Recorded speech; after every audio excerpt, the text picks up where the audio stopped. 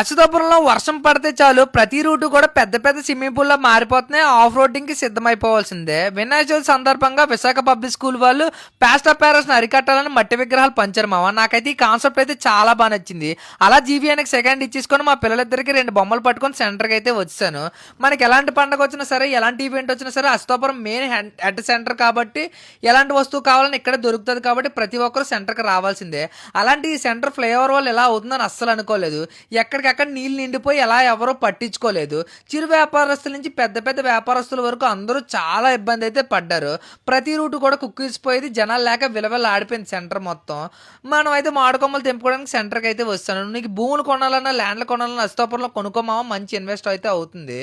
అలా నేను మామిడికొమ్మలు అరిటాకులు కోసుకొని ఇంటికి అయితే ఇచ్చి ఎస్టీపీలు అయితే వెళ్ళిపోయాను. 10 అడుగులు మట్టి విగ్రహం అయితే పెట్టారు. మీ వినాయక చవితికి ఎలాంటి పోస్టర్ కావాలన్నా నేను చూపించి ఈ నెంబర్కి అయితే ఒకసారి కన్సిడర్ చేయండి. మంచి పోస్టర్ తయారు చేస్తారు తమ్ముడు. Thanks for watching.